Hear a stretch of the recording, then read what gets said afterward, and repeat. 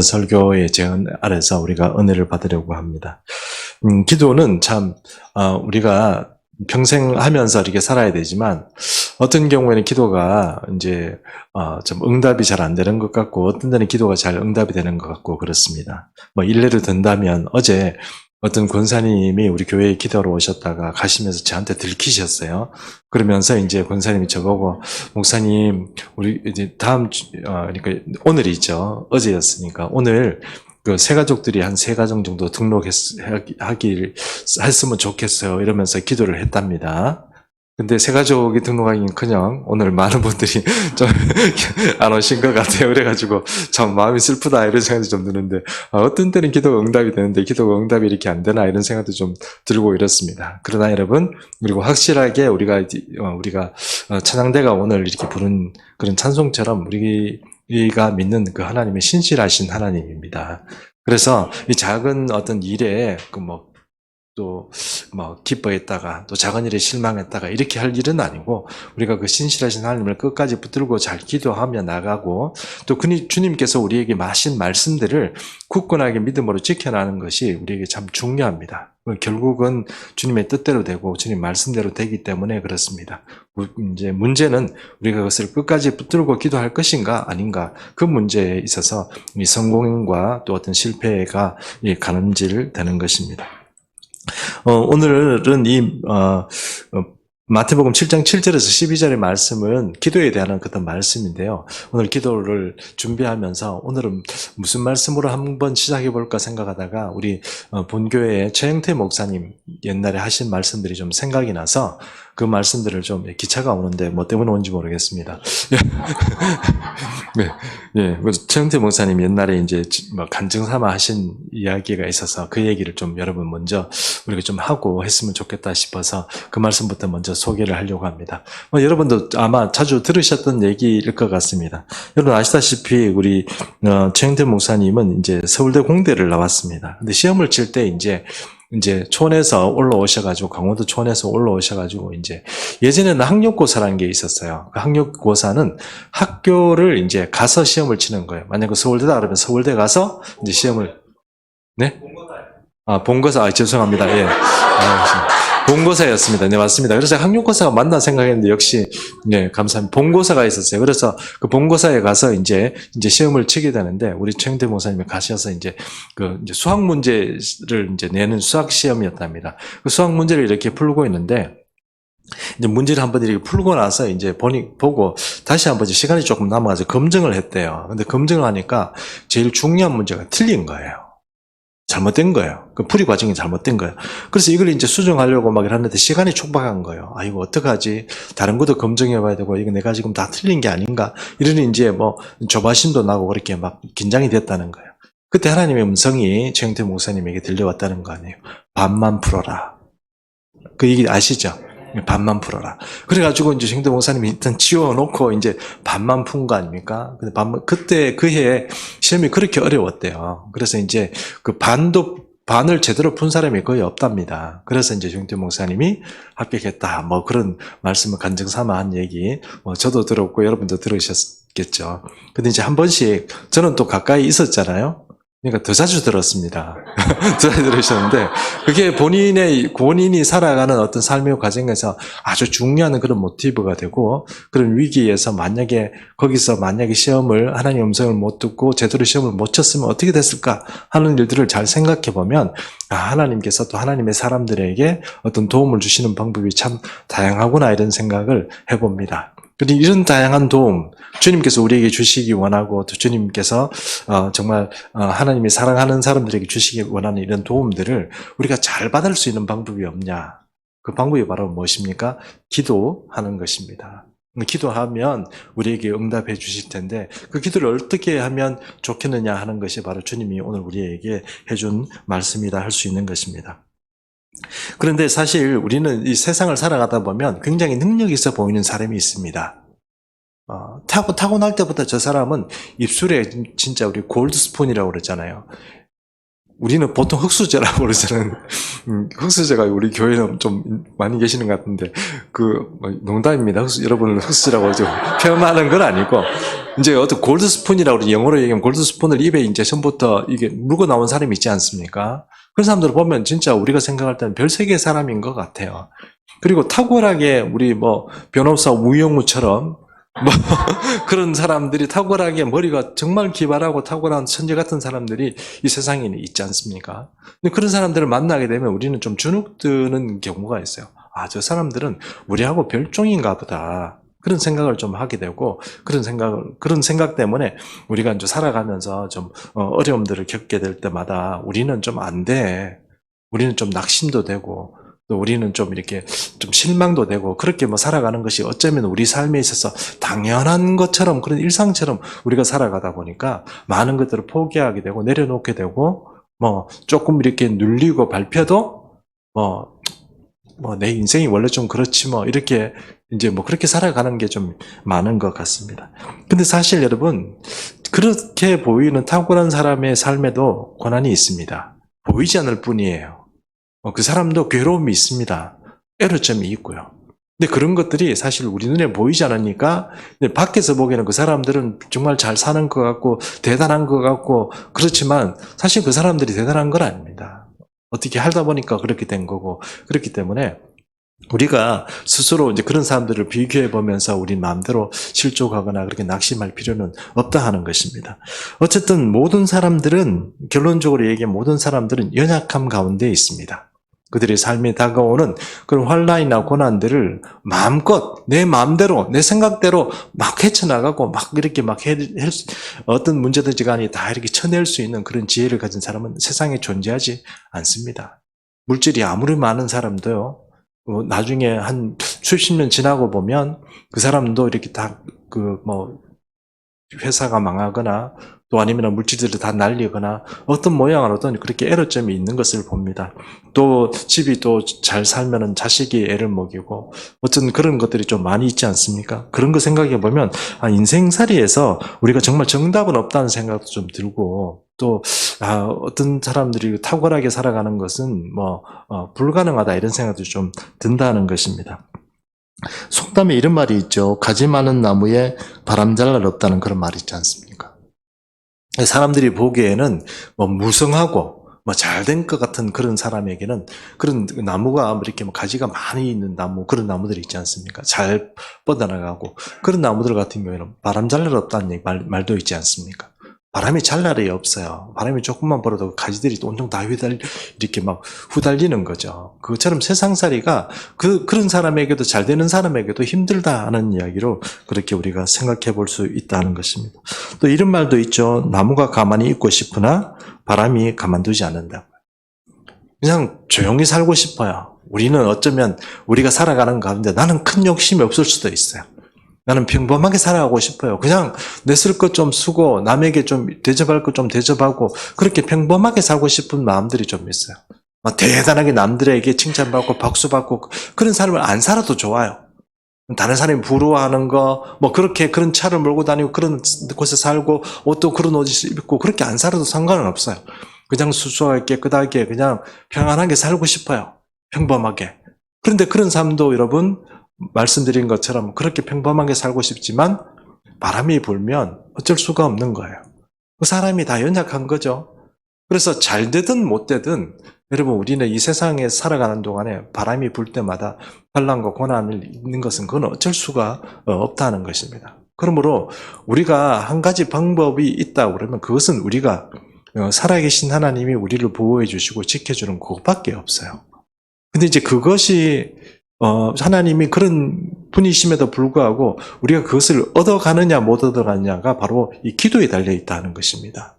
그러니까 이 기도가 굉장히 중요한 것인데도 불구하고 우리는 평생 교회 다니신 분들도 계시고 저처럼 또 중간에 교회를 이렇게 전도받아서 오신 분도 계시고 이렇게 하지만 이 기도에 능한 분이 잘 없어요. 기도도 사실 어떻게 생각하면 능하게 해가지고 기도 응답을 천국의 곳간에서 많은 것들을 이렇게 받아올 수 있는 것 같지만 어떤 경우에는 아까 제가 말씀드렸잖아요. 주님 이번 주에 이 예수비전 충성교회에 세가족 3명이, 세가족 3가정이 등록하게 해주시려는데, 오히려 세가족은 나누고, 혼가족들도 몇 명이 빠지고, 뭐 이런 일이 생긴다고 하면, 사실 이제 기도라는 것이 어떤 건가 하는 생각들을 여러 가지를 해보게 된다 하는 것입니다. 그러나 어쨌든 우리 하나님께서는 우리의 인생살이 자체가 힘들고 어렵다는 것을 아시기 때문에 하나님께서 우리가 하나님께서 가지고 계시는 이런 자원들을 사용할 수 있는 방법들을 주신 거죠. 우리 연약함을 극복할 수 있는 방법이라고 할까, 그것들을 우리에게 주신 거예요. 그게 바로 주님 앞에 기도하고 요청하는 것, 그것이 바로 우리에게 주신 그런 방법이라는 것입니다. 그래서 삶을 살아가는 이런 환난 가운데 우리보다 조금 더 어렵게 살았던 시편 기자들이 있지 않습니까? 시편 다윗도 있고 여러 기자들이 있잖아요. 거기에 보면 그 사람들이 목숨의 경각에 막 다다라고 또 적군에게 쫓겨가지고 도망다니고 이럴 때 쓰는 시편들이 있잖아요. 그런 표현들 중에 오늘 한 편을 먼저 하나를 먼저 말씀드리면 시편 46편 1절에 이런 말씀이 있습니다. 하나님은 우리의 피난처시요 힘이시라. 환난 중에 만날 큰 도움이시라. 환난 중에 만날 큰 도움이시라. 내가 이렇게 피난하고 도망가고 이렇게 할 때 나를 숨겨주고 피난시켜줄 존재, 그분이 하나님이시고, 내가 만날 이 환난 중에 나를 지켜줄 수 있는 그 큰 도움이 바로 하나님이시다. 이렇게 시편의 말씀들을 이렇게 말씀하고 있습니다. 제가 시편에 환난이라는 말을 가지고 검색을 해보니까 시편이 정말 환난이라는 말이 너무너무 많이 나와요. 그러니까 여러분 놀랍게도 이 사람들이 어려울 때마다 하나님께 기도하고 노래하고 참 그런 것들이 더 많은 것 같아요. 어쨌든 시편에도 환난이 많이 나오는데 오늘 46편 1절의 말씀으로 나와 있는 것처럼 피난처가 되시고 우리가 환난당하는 이 삶의 삶 가운데 큰 도움이 되신다는 것을 우리가 시편 기자들은 고백하였습니다. 사실 이런 고백들은 우리 삶에도 많이 있습니다. 저도 그렇고 여러분도 그렇고 그냥 평안하고 이럴 때는 사실 주님께 기도하고 이런 것들은 그런 절실한 마음들이 없지만 정말 힘들고 이럴 때는 어떻습니까? 기도할 때 하나님의 도움을 받아본 그런 경험들이 있지 않습니까? 그러다 보니 이 시편의 말씀들이 우리의 마음에 이렇게 좀 이해가 되고 그렇게 받아들여지는 것입니다. 하나님의 인간의 연약함을 잘 아시기 때문에 우리에게 이런 기도의 기회를 주십니다. 세상을 살아가면서 그리스도인이라고 해서 예수를 믿는다고 해서 다른 사람보다 더 똑똑해지는 것도 아니고 돈이 더 많이 생기는 것도 아닙니다.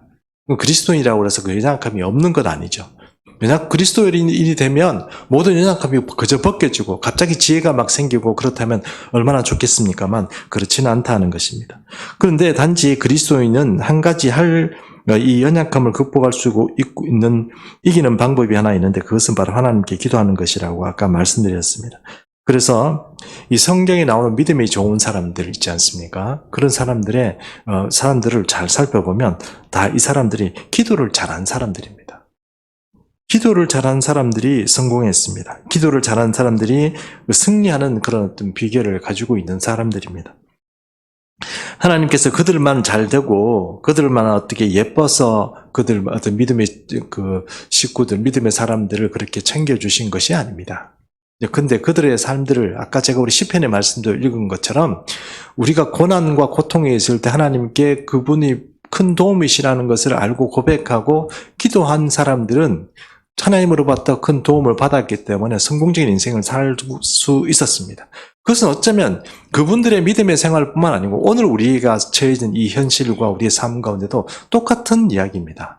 그러므로 우리가 우리의 전실 가운데서 주님 앞에 기도하고 구하고 이렇게 간구하는 어떤 삶을 살 때 우리도 믿음의 승리를 할 수 있고 또 하나님이 주시는 그런 큰 도움을 받을 수 있는 그런 사람이 될 수 있다 하는 것입니다. 그래서 예수님은 오늘 우리 본문을 통해서 우리에게 이렇게 말씀하시죠. 마태복음 7장 7절에서 8절 말씀, 양절 말씀 한번 같이 보도록 하겠습니다. 7절 말씀 우리 같이 한번 읽도록 하겠습니다. 시작. 구하라 그리하면 너희에게 주실 것이요 찾으라 그러면 너희가 찾아낼 것이요 문을 두드리라 그리하면 너희에게 열릴 것이니. 8절 같이 또 읽어봅니다. 구하는 이마다 받을 것이요 찾는 이는 찾아낼 것이요 두드리는 이에게는 열릴 것이니라. 이렇게 구하고 찾고 두드리라고 그렇게 우리에게 말씀하시고 그것을 이렇게 찾으면 너희가 찾게 된다고 주님께서 말씀하시는데도 불구하고 우리는 이 말씀이 이렇게 체득화되지 않는 그런 삶을 사는 것 같아요.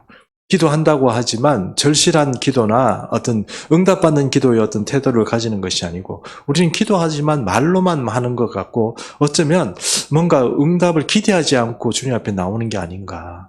혹은 종교적인 어떤 습관 때문에 그렇게 하는 게 아닌가 하는 경우를 많이 봅니다. 그러므로 여러분 기도할 때 좀 전심을 담아서 기도해야 되는데 왜냐하면 응답이 있음에도 불구하고 이걸 전심으로 구하지 않으면 기도의 응답이 없기 때문에 그렇습니다.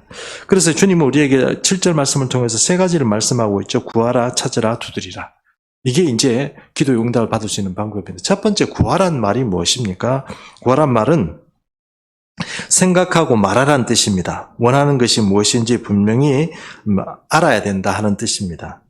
만약 우리가 도대체 무엇을 구해야 할지 모른다고 그러면 이게 좀 곤란하겠죠. 주님도 주시기 곤란하지 않겠습니까? 뭘 줄까? 이렇게 얘기했는데, 이런 식으로 대답하면 주님도 참 곤란하시겠죠. 뭘 줄까 얘기하는데 지금 이걸 주십시오. 이렇게 확실하게 얘기를 해야 되는데 그런 것들이 분명해지지 않으면 곤란하다는 것입니다. 그래서 구하라는 것은 분명하게 뭔가 이렇게 있어야 됩니다. 예수님께서 이 땅에 계실 때 많은 병자들이 주님을 찾았습니다. 그 중에 보면 어떤 경우에는 주님이 그 사람이 불쌍해서 그냥 고쳐주신 경우도 있습니다. 예를 들면요. 38년 동안 베데스다 우물가에서 못 움직이는 베데스다 우물가에서 계속 38년 동안 이 병자 생활을 해서 누워 있었던 사람이 있습니다. 팔다리가 좀 안 움직이니까요. 누가 나를 물이 통할 때, 베데스다 우물이 통할 때 그때 나를 먼저 좀 집어넣어줬으면 좋겠는데 38년 동안 그 누구도 자기를 던져 넣어준 사람이 없습니다. 38년 동안 그 우물가에서 그냥 살았습니다. 그 사람의 소망은 무엇입니까? 물이 흔들리면 나를 누가 그 물에 던져줘. 그렇게 38년을 살았습니다. 근데 예수님이 지나가시면서 보니까 병이 오래된 줄 아시고 어떻게 합니까? 고쳐주시잖아요. 근데 여러분 아시잖아요? 그 사람은 누가 자기를 고쳐준지도 몰라요. 모르고 살았습니다. 나중에 예수님 만나가지고 너 어떠냐? 컨디션 괜찮아? 이렇게 물어보신 거 아닙니까? 그러니까 누구세요? 이렇게 얘기하니까 내가 너를 고쳐줬잖아. 아 그러세요? 이렇게 된 거 아닙니까? 그런 경우도 있죠. 그러나 많은 경우 보십시오. 예수님 만났을 때 내가 너에게 뭘 해줄까? 이렇게 하니까 주여 내가 걷기를 원합니다. 그러면 내 믿음대로 될지어다. 이렇게 되는 거 아닙니까?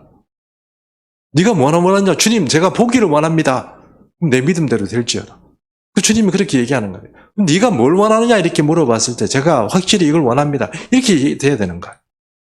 여러분 우리가 살면서 이 구하라는 그 말 자체에 우리가 명확하게 할 필요가 있습니다. 우리가 지금 뭘 원하는 건지를 확실하게 여러분 마음 스스로가 정해야 됩니다. 내가 정말 진짜 원하는 게 뭘까? 내가 기도하는데 그냥 기도하라고 그러니까 교회에서 유모 목사님이 자꾸 와서 뭐 교회 기도하라고 자꾸 그러니까 그 흉모모사 때문에 오기도 하는 건 아니잖아요, 여러분 아시죠? 근데 기도하러 왔으면 내가 정확하게 무엇을 해야 되는지를 분명히 그걸 인지를 해야 돼요. 물론 예수님은 우리에게 이렇게 말씀합니다. 그 무엇보다 먼저 하나님 나라와 그 일을 구하라 이렇게 말씀하셨지만 우선 거기 수준에 가기 전에라도 내가 내 삶을 통해서 주님이 병자를 고치고 어떤 삶의 어려움들을 이렇게 헤쳐나가는 것처럼 내 삶에 들여오는 이 악의 세력들을 무찔러가고 이겨내는 그런 방법들이 있어야 되는데 거기에 대해서도 내가 계속 밟히고 내가 계속 엎어지고 계속 넘어지면서도 그것을 이겨내지 못하는 그런 상태에 있으면서도 구하는 것이 무엇인지 명확하지 않다면 그건 참 곤란한 거죠. 그러면 여러분 무엇을 구해야 될지 이것들을 한번 잘 생각해보고 주님 앞에 그것부터 먼저 붙들고 기도해야 됩니다. 기도 응답이 하나가 되면 2개가 되고 3개가 되고 4개가 됩니다. 먼저 하나부터 해결을 해야 되는데 내 삶에 들여오고 있는 이 어둠의 그림자가 무엇인지 내가 해결하지 못하는 이런 것들이 무엇인지 주님의 도움을 통해서 내가 계산해서 내가 생각해보는 문제가 해결할 수 없는 그런 문제들이 무엇인데 주님이 정말 나를 도와주셔야 되는 것, 그 문제들이 무엇인지를 잘 생각해보고 내가 구해야 될 것, 이것들을 먼저 명확하게 정하는 것이 기도하는 데 큰 도움이 된다는 것입니다. 두 번째는요, 찾으라는 것입니다. 내 손을 움직여보고 발로 움직여보라 하는 것입니다. 입으로 말만 하지 말고 주님을 기대하고 찾아보라 하는 것입니다. 또 손을 움직여서 또 발로 뛰면서 주님이 어떤 식으로 응답하실까 하는 그런 기대를 가지고 그렇게 살아가라 하는 것입니다. 웃기는 얘기를 하나 하겠습니다. 여러분 잘 아시는 이야기인데 어떤 청년이 사는 게 너무 힘들었어요. 그래서 희망인 로또밖에 없다 이래가지고 이제 로또를 해서 이제 그 일확천금이라도 벌어야 되겠다. 내가 사업 자금도 벌고 결혼 자금도 벌어야겠다 이런 생각을 했습니다. 그 로또가 여러분 당첨되기 쉽지 않습니까? 않지 않습니까? 그리고 가만히 생각해 보니까 교회 다니면서 있었던 이야기를 생각해보니 주님이 기도하면 들어주신다는 생각을 한 거예요. 그래서 주여 로또 당첨되게 해주세요. 맨날 뭐 그냥 계속 기도를 한 거예요. 주님 로또 당첨되게 해주세요. 정말 기도를 많이 했대요. 기도를 많이 했어요. 그래가지고 나중에는 하다 이제 정말 전심을 다해서 막 금식도 하고 막 기도했는데 주님이 로또를 당첨되게 안 해주시는 거예요. 여러분이 주님 같으면 그 로또 당첨되게 해달라고 막 기도하고 그러면 당첨시켜 주시겠습니까? 대답이 없으시네요. 저도 잘 모르겠습니다. 어떻게 하실지 모르지만. 근데 어쨌든 이 청년은 로또 당첨해달라고 그렇게 기도를 했대요. 근데 이제 응답이 없으니까 저보고 굶어 죽으란 말입니까? 이러면서 하나님께 항의를 하기 시작했어요. 근데 주님이 그 청년에게 한마디 하신 말씀이 있죠. 얘야 로또를 사라. 이해하시죠? 네, 이렇게 하이 클래스의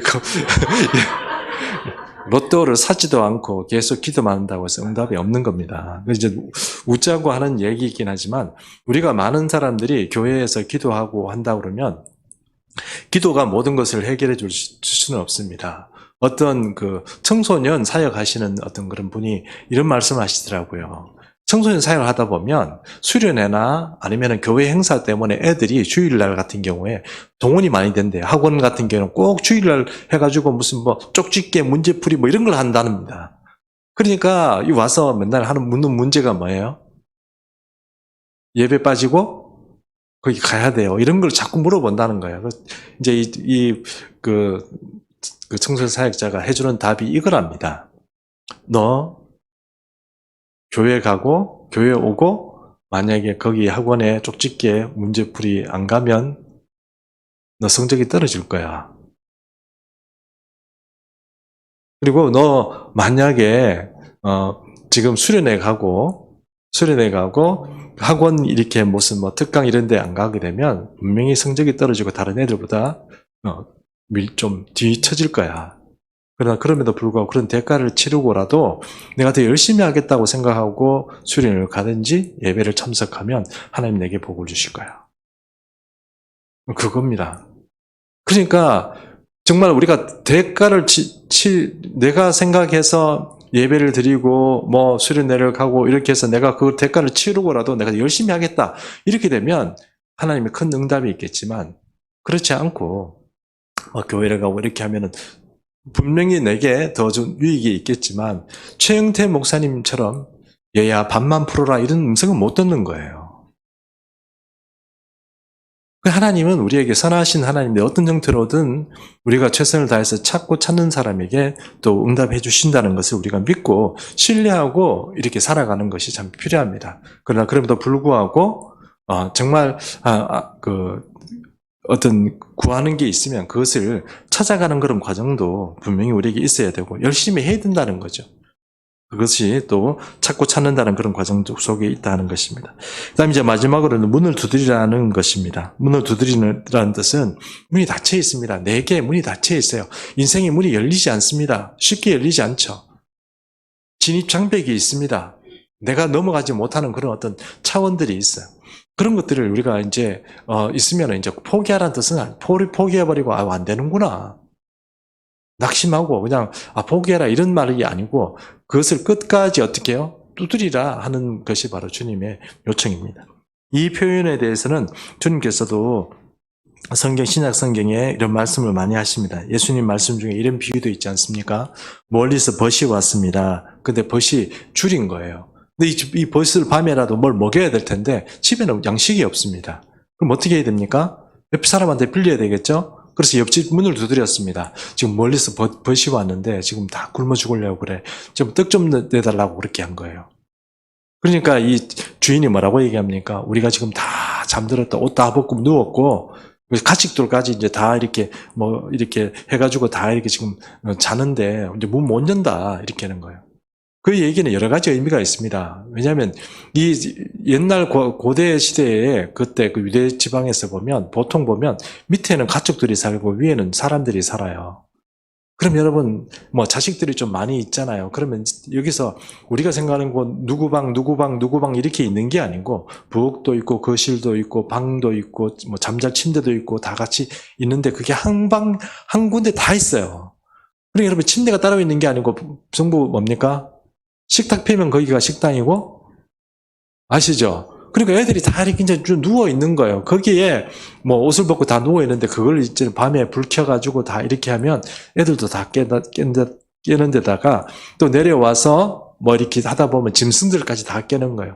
주기가 쉽지 않습니다. 다시 불 자다가 문 단속 다 해놓고 자다가 다시 문 열어서 뭘 이렇게 한다는 게 쉽지 않거든요. 그러니까 주인 입장에서 안 된다, 못 준다 이렇게 된 거예요. 그러니까 이 사람이 가야 되는데 어떻게 합니까? 계속 문을 두드린 거죠. 그래도 좀 달라고 막 계속 그러니까 도저히 안 됐다. 그래서 주인이 뭐라고 얘기합니까? 비록 벗됨으로 인해서는 못 주지만 뭐 때문에 줘요? 귀찮아가지고 주는 거예요. 귀찮아가지고. 자꾸 괴롭히니까 그렇게 주는 거예요. 그래서 문을 두드리라는 말 자체는 여러분 우리가 안 된다고 해서 막혔다고 해서 그냥 포기하고 안 되는가 보다. 이렇게 뭐 그렇지 뭐 이렇게 그렇게 쉽게 포기하고 낙심하지 않 말하는 거예요. 그러면 안 열린다는 거예요. 주님은 우리에게 두들겨 보라는 거예요. 계속 두들기다 보면 그런 역사가 일어난다는 것입니다.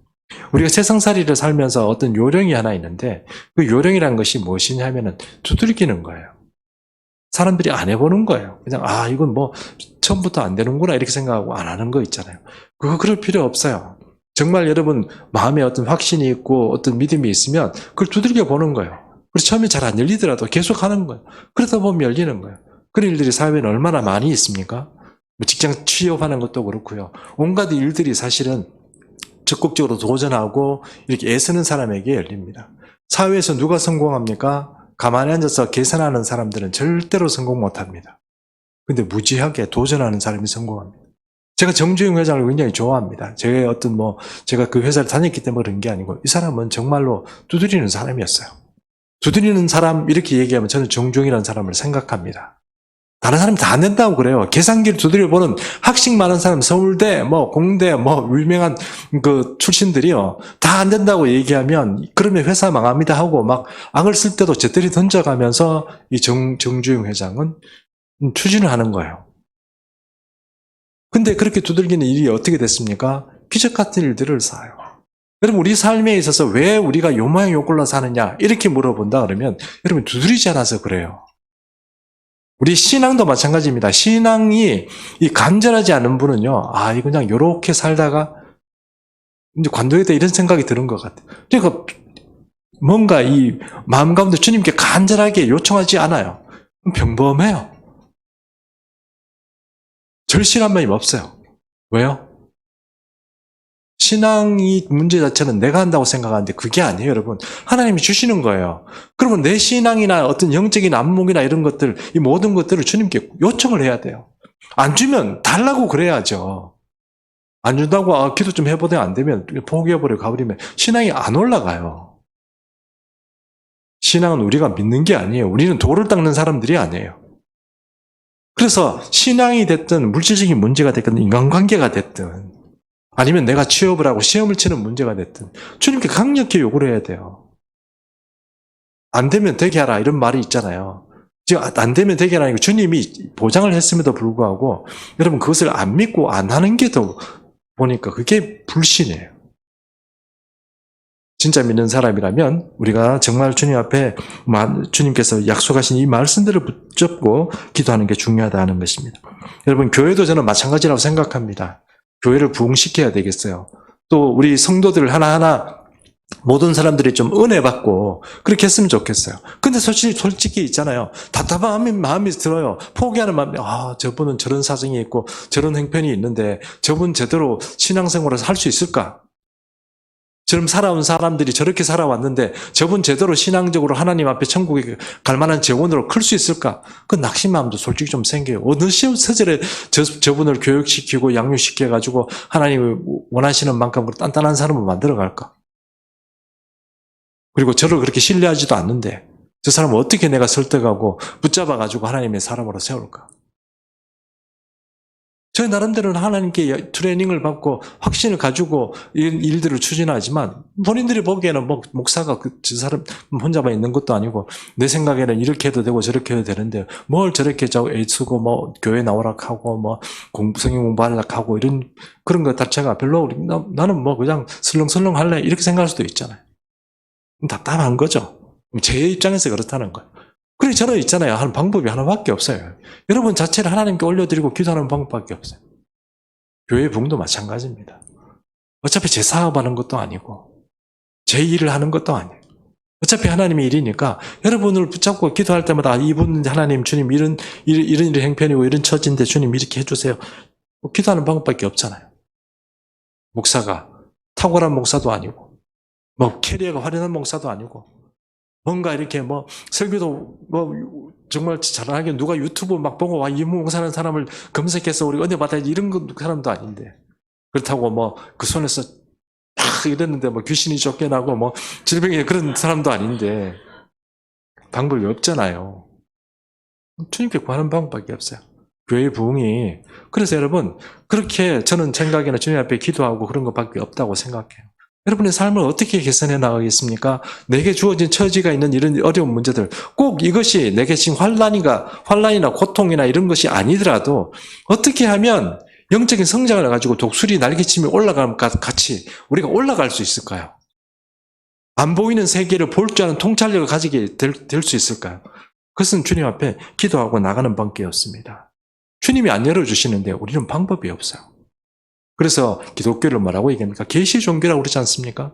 주님 열어주세요. 주님 문 좀 열어주세요. 이렇게 요청해야 된다는 것입니다. 그래야 신앙도 생기고 주님도 알아지고 믿음도 생기고 물질도 생기고 관계도 개선되고 내가 여러 가지 당하는 여러 가지 문제들에서 이것을 계단을 하나씩 밟고 올라갈 수 있는 힘도 생기는 것입니다. 그러므로 여러분 우리가 그냥 두드리는 문제에 있어서 주님의 말씀을 허투루 듣지 말고 정말 끝까지 그렇게 기도하는 것이 중요하다는 것입니다. 이제 9절 말씀에서 11절까지 말씀을 한번 같이 보도록 하겠습니다. 9절 말씀 제가 한번 읽어보겠습니다. 9절 말씀입니다. 7장 9절 말씀입니다. 너희 중에 누가 아들이 떡을 달라 하는데 돌을 주며 너희가 악한 자라도 좋은 것으로 자식에게 줄 줄 알거든 하물며 하늘에 계신 너희 아버지께서 구하는 자에게 좋은 것으로 주시지 않겠느냐. 네.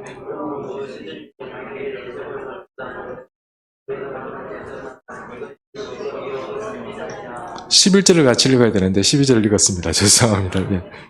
여러분 우리가 이런 것들을 구할 때 지금 제일 중요한 건 사실 하나님에 대한 어떤 관계에서 오는 확신이에요.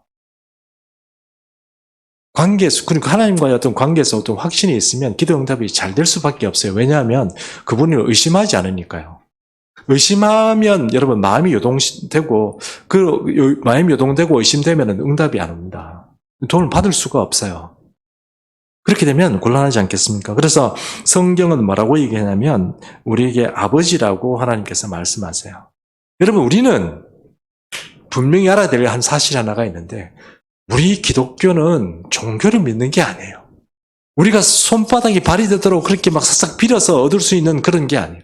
구하라, 찾으라, 두드리라고 해서 우리가 뭐 저기 위에 저 산에 팔공산에 올라가서 막 그 하는 것처럼 밤새도록 손바닥 되고 손이 발이 되도록 비르고 막 이렇게 하라는 뜻이 아니에요.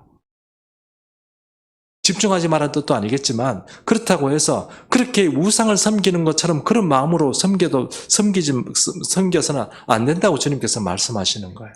왜냐하면 주님 우리 아버지인 거지, 아버지라는 그런 어떤 존재로서의 우리에게 오신 거지 우리가 섬겨야 될 어떤 그런 우상으로서 우리에게 오는 게 아니에요.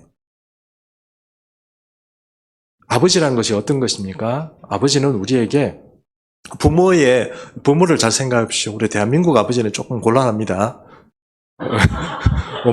밥상에서 뭐락하기만 뭐락하시고, 맞죠? 네, 뭐 하시면 일로 와, 종아리 걷어. 뭐 그런 것들만 이렇게 생각하시기 때문에 엄격한 그런 아버지의 모습들만 우리에게 보이셨기 때문에 아버지에 대한 그런 모습들이 좀 어렵긴 하겠습니다만 저도 우리 아버지가 참 정이 많으시고 좋은 아버지이시긴 하지만 그래도 아들인 입장에서는 아버지 좀 어렵거든요.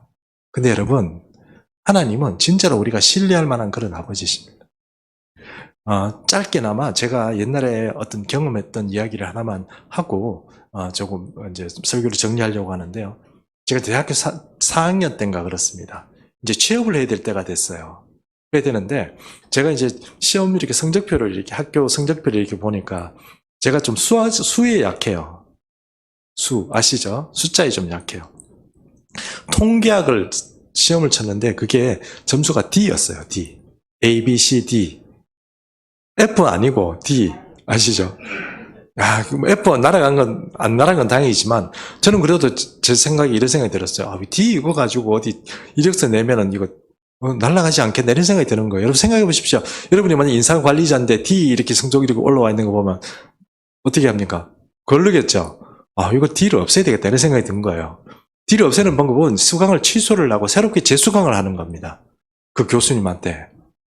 가서 이제 재수강을 신청을 했어요. 근데 그 교수님은 될 수 있으면 수강신 재수강을 안 받아줘요. 왜냐하면 성적을 좋게 준 적이 없거든, 재수강하면. 또 배웠는데 성적을 이렇게밖에 못 받아. 보통 이래가지고 더 날리는 거예요.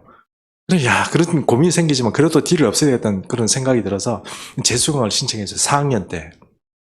신청을 해놓고 이제 이렇게 이제 가서 이제 밤마다 이제 수업을 받고 이렇게 이제 어느 날 이제 시험을 쳤습니다. 시험을 받아가지고 시험을 쳤는데, 공부를 좀 했더니 이번에 좀 쉬운 거예요, 시험이.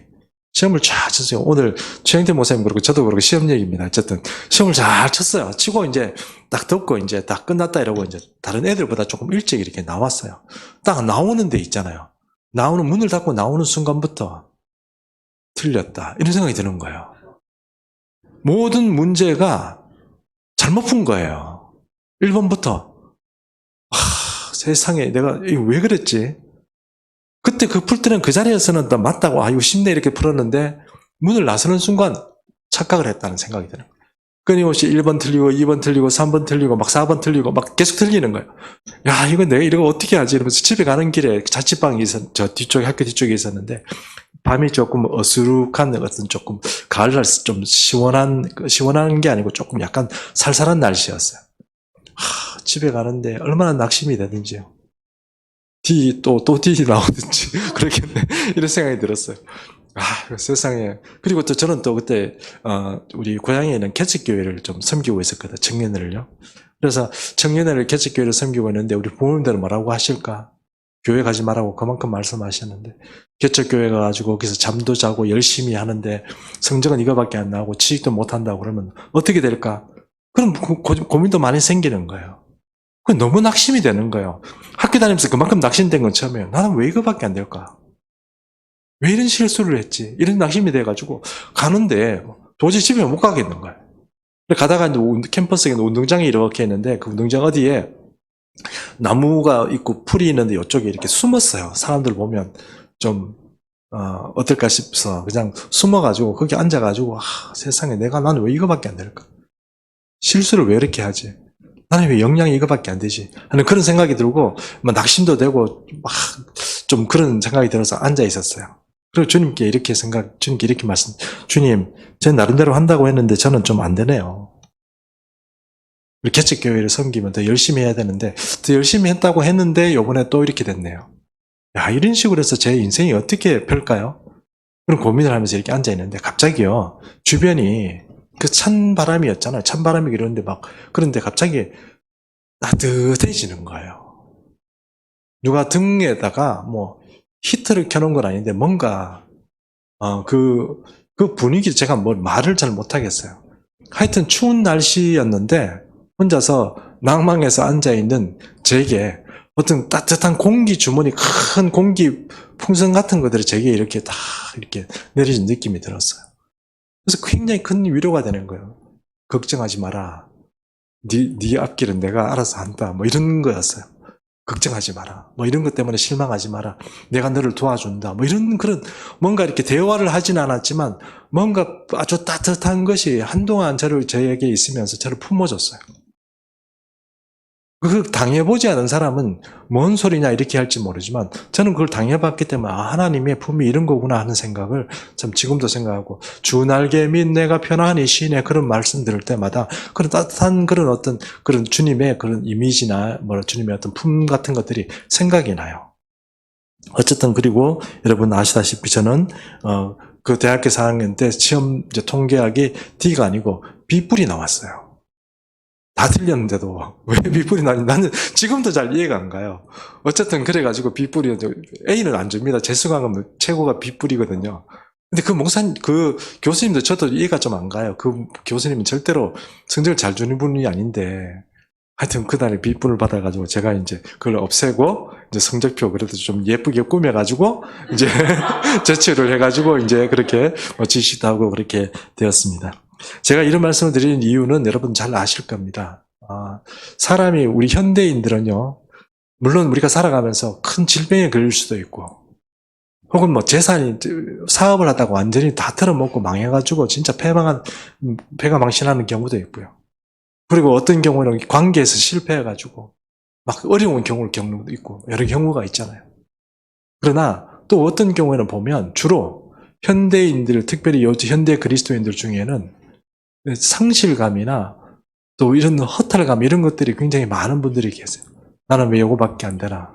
나 이렇게 하다가 어떻게 살까?